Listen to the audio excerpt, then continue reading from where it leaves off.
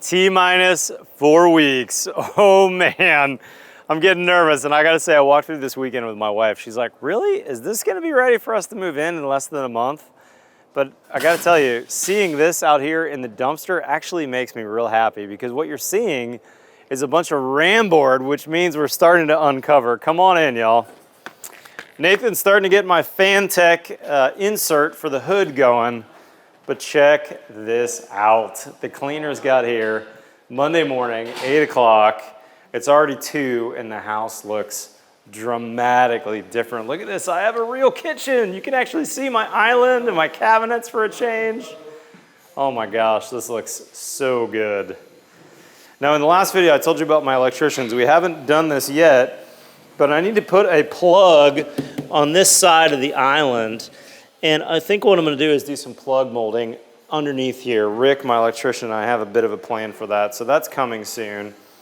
My appliances need just 1 or 2 more pieces to finish install, including, I need to make a new one of these. This is a bottom toe kick for this refrige and freezer.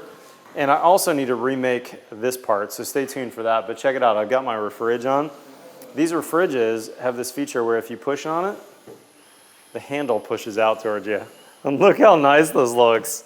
This is the Miele 30-inch integrated refrigerator only. And this column, which hasn't turned on yet, is the freezer. So I'll turn that on pretty soon, but I wanted to get the water line hooked up. The big thing that I haven't started yet on the house is starting on plumbing.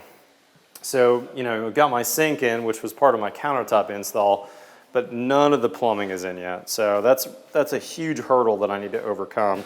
My plumber is as busy as he's ever been in his entire career, and I just haven't been able to get him out yet. So hopefully we will start soon on that. This is the Fantech hood fan, which will take anything off my induction cooktop and send it out. But I do want to mention that I'm excited about induction. This is my first time owning an induction cooktop. And one of the beauties of this cooktop is that this fan up here only needs to be sized to take out smells and maybe steam. It's not actually taking out combustion gases like most people's cooktop that are gas cooktops.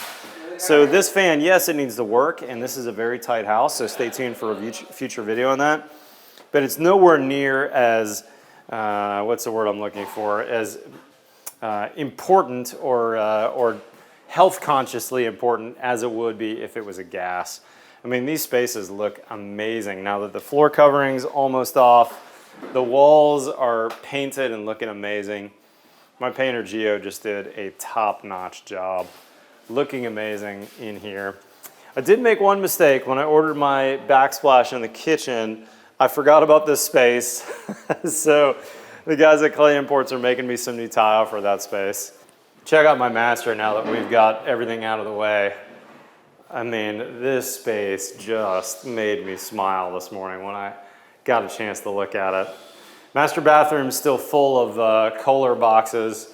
We're still coming to go ahead and install those, hopefully in the next few days before next week, because if we don't get that started soon, I'm never gonna have time to get everything working, get my final inspections, make sure the house is correct, that nothing leaks, that I've got hot water for my family, all those kinds of things. The view rail railing install turned out beautiful too. My carpenter came and finished this up. He only had a half day to start on it and had to called off to another job. So it basically took us a day to install, but we did it in 2 half-day increments. So I got a full video on that coming out.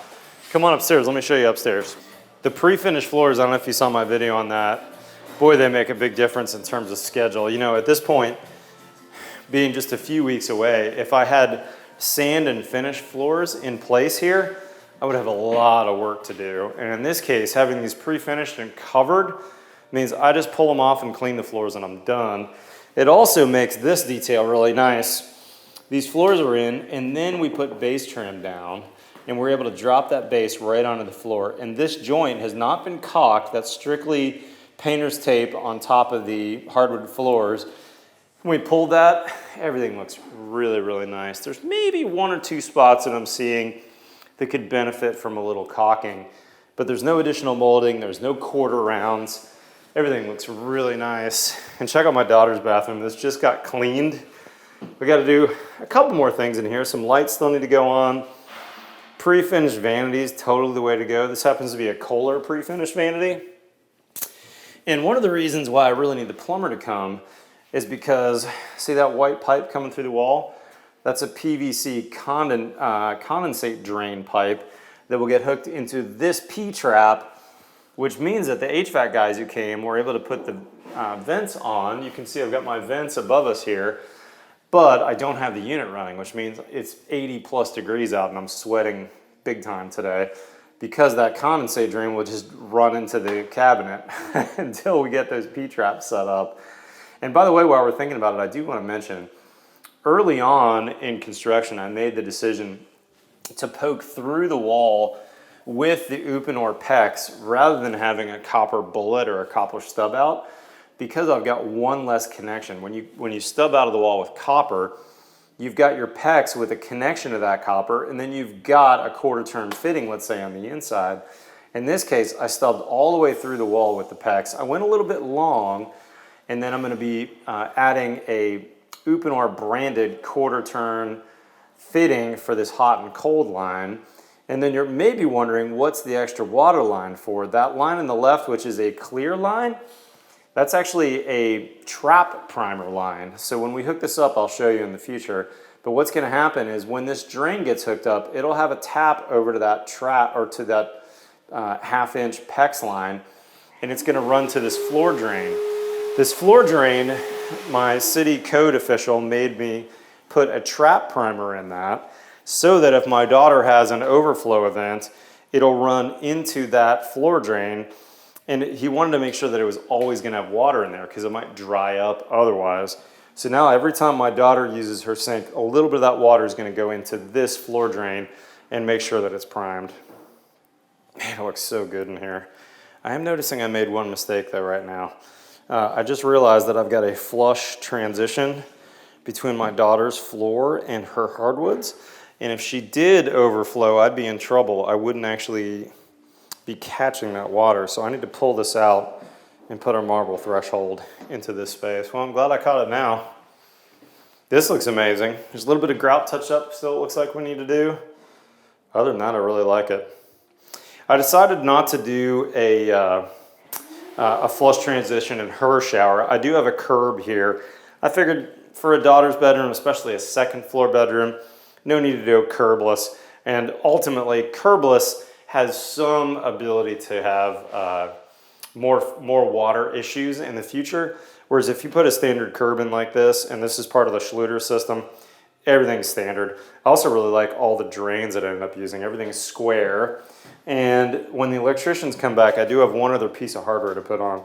I'll have to show you this later, but this is really cool. This is by Mr. Steam, and this is a towel warmer, which is gonna go right here. It'll hook up to this wire, and I'm setting it to a digital timer so that I can decide when to turn it on and when to turn it off without my daughter having to go on and off on it. So now she'll have a warm towel, and I've got one for the master, which I'm really excited about because I don't so much care about warm towels. What I really care about is towels that dry in between the showers. And often in Texas, I'm super sweaty at the end of the day, but then I have a morning workout and I need a shower, so I end up showering twice, once in the morning and once in the evening. So often when I get up, my towels are not dry. With that towel warmer and a little bit of heat, I should have a nice dry towel, which is a sanitary, non-smelly towel. One of the big things I still need to do is hook up this Halo Home system. So none of my switches are totally working correctly, but we're close. I'll be working on that probably tomorrow. And here's a little mistake that I made. I wasn't here the day that one of the guys came to get in the attic. He called Luke, who's helping me project manage the job, and Luke said, oh, there's some stuff in the attic, some parts you need. Well, he came up here. He'd never seen my hidden door before. He didn't know what this remote was, so instead he grabbed the access panel, which you can kind of see there, which is an emergency access, which is just up with magnets, and it fell on him, and it dinged the wall here. The painter's already fixed it, and I'm curious if it, yep, you can see right here, it also dinged my floor pretty good right there. I have to decide if I'm gonna fix that. I might be able to steam that out. If not, I'm gonna have to actually change a board if I wanna fix it. Or I may just leave it, which would be okay too. But that's a bummer. It also dinged up that whole panel, so I gotta fix that and get my ceiling fixed again. All right, y'all, stay tuned for week 3. We'll see what we get done this week. Got a bunch of stuff that I need to hook up this week, including all the HVAC system. And comment below if you've ever heard of a party unit. But what you're seeing on the wall there is a Mitsubishi mini split head, which is only gonna be used when I have excessive people in the house, or if I run into some really odd weather. Let's say it's 110 degrees out, let's say.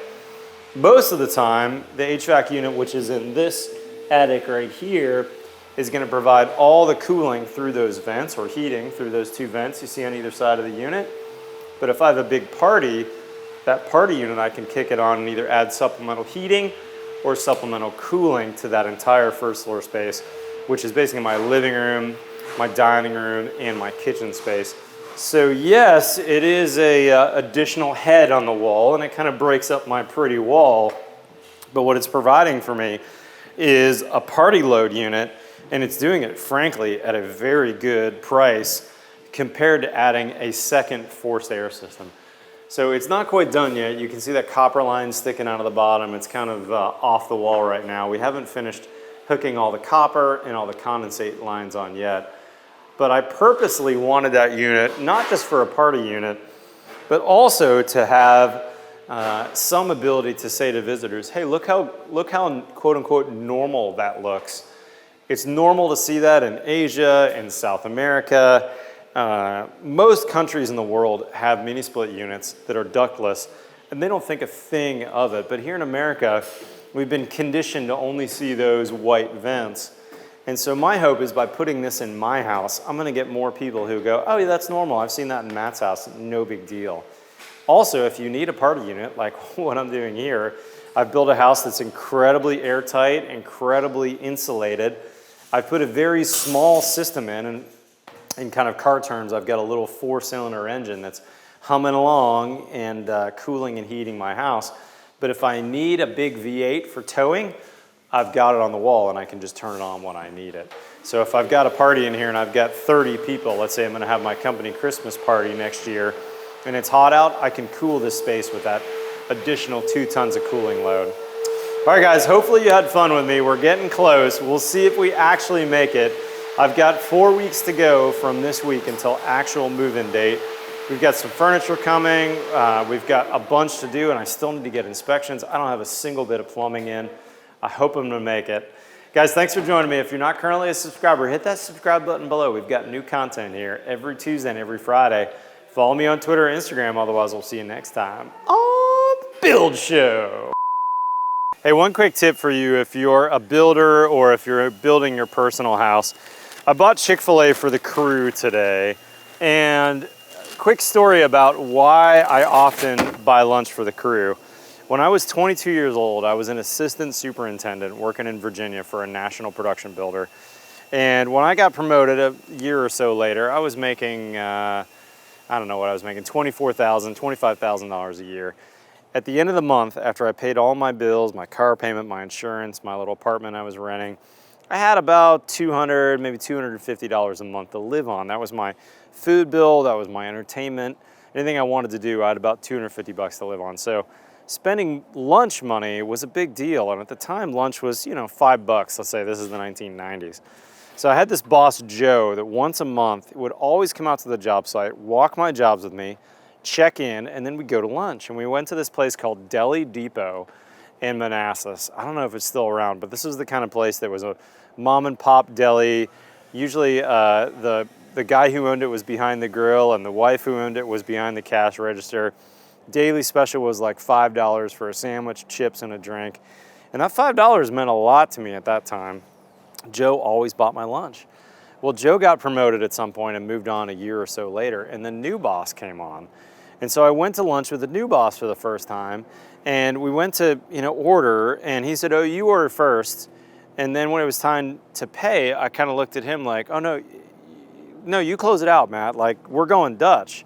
And I was like, really? You're not gonna pay for me? You're 15 years older than me, and you're my boss. And so it really stuck with me. And I said to myself I guess I'm like 23 at the time, I said to myself, look, when I become the boss, I'm gonna buy lunch, because it meant so much to me at that time that Joe, in the previous 12 months or so, had always bought my lunch. And again, it wasn't about a huge dollar figure, but it was a lot to me. But it also meant that Joe cared about me. I knew that he appreciated what I did for him. And so for me, while I've been building this house, I've made sure that around once a week or so, whoever's on the job, today it happens to be some cleaners that I didn't know very well, plus my guys, Johnny and Mark doing the fence, plus Nathan, plus Greg who's behind the camera. Everyone who was on site, we got their lunch order and we bought them Chick-fil-A. And you know what? That really makes a difference. So if you're building a house, if you're a builder, remodeler, if you're the architect on the job, think about this. And occasionally, it doesn't have to be once a week, but occasionally, especially if it's a project that's your personal residence, be thoughtful. Buy everybody in the crew, even if you don't know them, even if it's their first day on the job, buy them lunch. It'll go a long, long ways. All right, y'all, have a great day. We'll see you later.